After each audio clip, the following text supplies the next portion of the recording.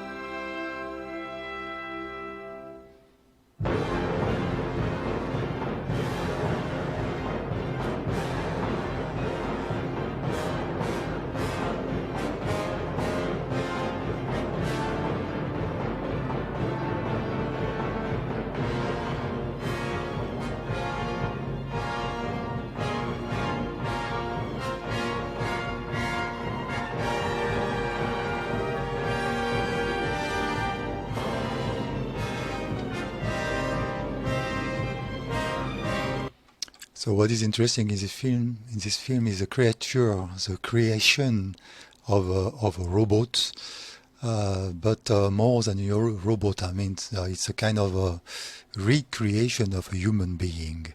So the very modern story, in fact, until now. Let's check the second films I want to talk about. Is 2001: A Space Odyssey by Stanley Kubrick, 1968. I choose a little scene with the communication between the supercomputer, kind of AI, and the astronaut. Let's see. Hello, Hal, do you read me? Do you read me, Hal?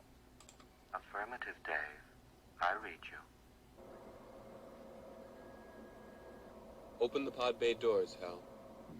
Hal is the name of the sorry, computer. Dave. I'm afraid I can't do that. What's the problem? I think you know what the problem is just as well as I do. What are you talking about, Hal? This mission is too important for me to allow you to jeopardize it. I don't know what you're talking about, Hal. I know that you and Frank were planning to disconnect me, and I'm afraid that's something I cannot allow to happen. Where the hell did you get that idea, Hal? Dave, although you took very thorough precautions in the pod against my hearing you, I could see your lips move. All right, Hal. I'll go in through the emergency airlock. Without your space helmet, Dave, we're going to find that rather difficult.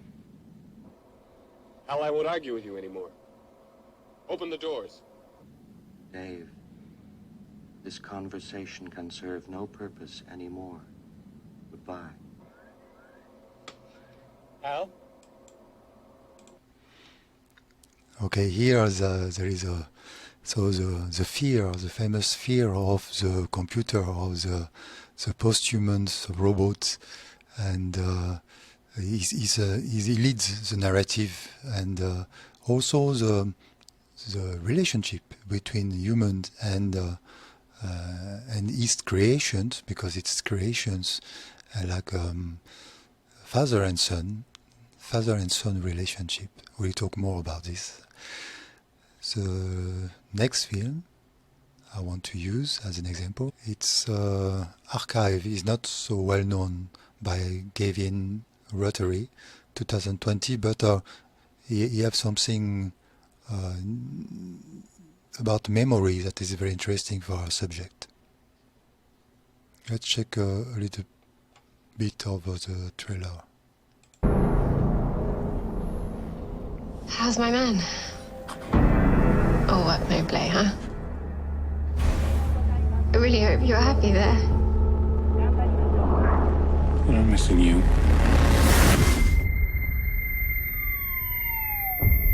A bit.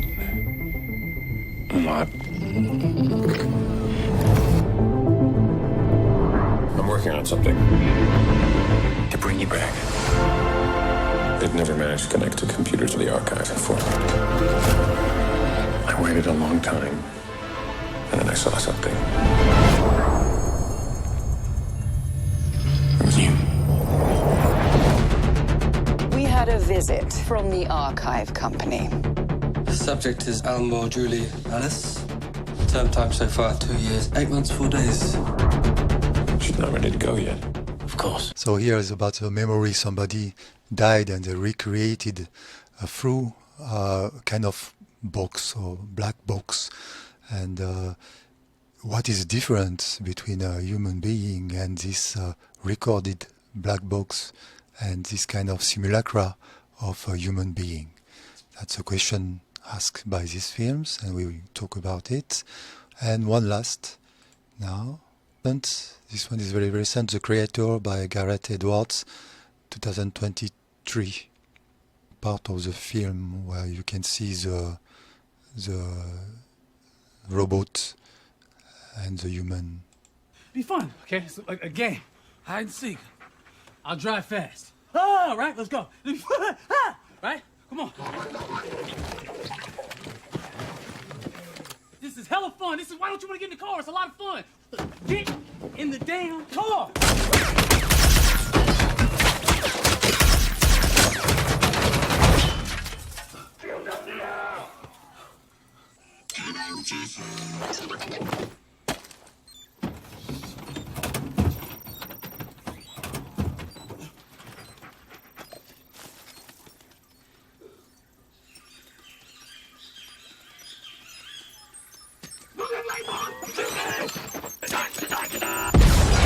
And so let's talk about it now as something more philosophical through the media. Questioning. We are now at a historical moment when AI and post-human machines are used by armies to concretely kill people. It is time to think about it. So through media, especially cinema, who is the witness of the people's common imaginary, and with media, which can be seen as the first post-human phenomenon. So this is a kind of epistemology of the post-human. In the fragment of Machine, Karl Marx, suddenly aware of automation, robotization and machines development in the West in the 19th century, tried to rethink his understanding of social power struggles. Machines will help humans to reduce time and effort on non-human tasks and pave the way to a better society, more human. He didn't imagine that machines could replace or fusions with humans as post-humans lobbyists tend to do. But how thinking post-human without knowing what is human first? In which ways post-human techniques are related to human? And why do we care about it? 7+1 more comments on the post-human and medias. Pre-human.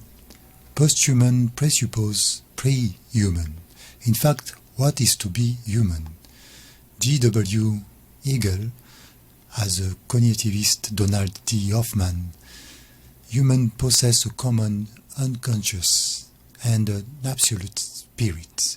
To be human means only to access to human time to time. So, we have never been permanently human or fully human or only time to time, just pre-human. Schopenhauer and Heidegger also said that human is not given by birth, it is a permanent seek.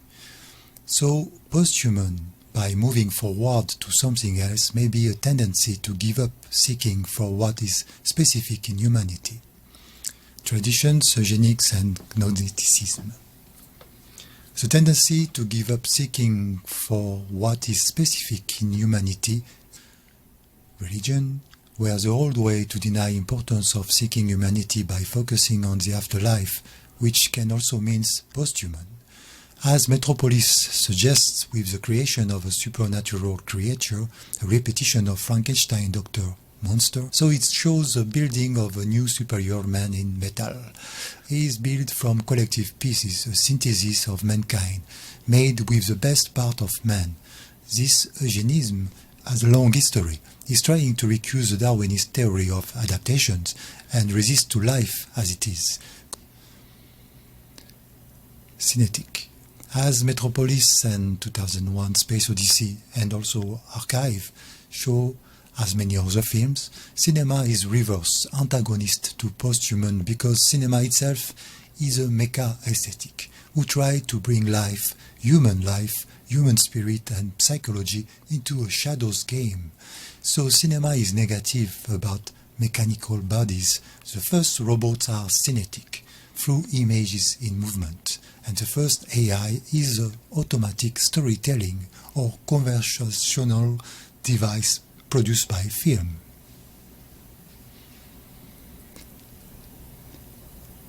Medias as prefiguration of posthuman.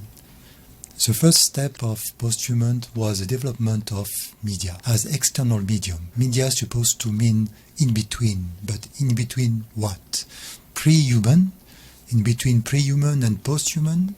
Medias were a way to give up direct relationship and to substitute them by shadows and ghosts. A robot, an AI, are kind of ghosts because they are replica, simulacra, without the real things, a delusion. We can see it in the film Archive and the Creators, where the memories of the human are mediatized and changed as ghosts that hunt human mind. Media is equivalent of concrete robot. AI is a fusion between robot and media. Automation is related to audiovisual media. They are the machines who can repeat again and again. Medias, by taking charge of events and creating pseudo-events, medias manage the public memory. And their function is, in fact, not to fix memory, but to organize oblivion. What is not in the media is forgotten.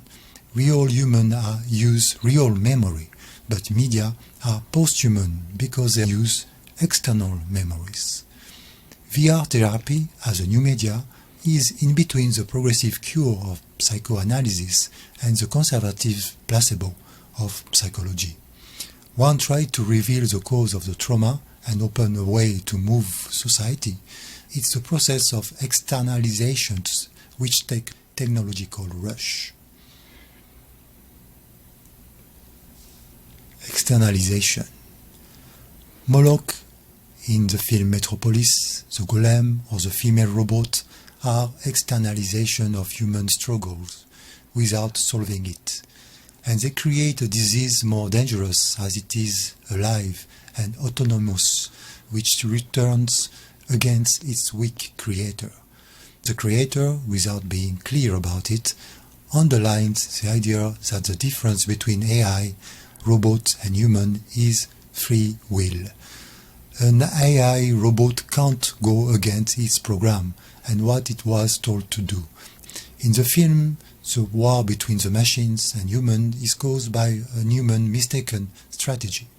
In the film 2001 Space Odyssey, the supercomputer HAL just follows his program created by man to become perfect. Human can only represent itself, but through his own will, human can make his reason for what he decides to do. AI robot will check its program and obey. It's interesting to notice that robots are successful in culture who denies free will to human. Like in the case of a man refusing to salute Hitler or soldier who refused to kill under order in supposed duty, human can go beyond his instructions, his determinism, his conditioning, deism and the presence. The robotization of human as post-human can't be a development of the being or an improvement, because all the machines, even AI, are functional. They have a subject to deal with, but the human being has only himself as a subject. Everything the human being do, create, build, conceive is an image of himself. He is always looking for himself, even through externalized devices. Destiny of posthuman. If the posthuman machine succeeds to reach some autonomy, it will progressively lose interest on anything. It will look desperately for its master, the human being. That happened in the film 2001 Space Odyssey with the supercomputer HAL, when it realized it is the son of man and he can't survive without him. Concrete pulsion of death as conclusion. To refer to the Freudian psychoanalysis, posthuman is the concretization of the pulsion of death, the other face of life, the unconsciousness or consciousness of death as a disparition belong to life itself, as it spread continuously in the void and carry its inseparable second phase, the will of stopping itself. Thank you.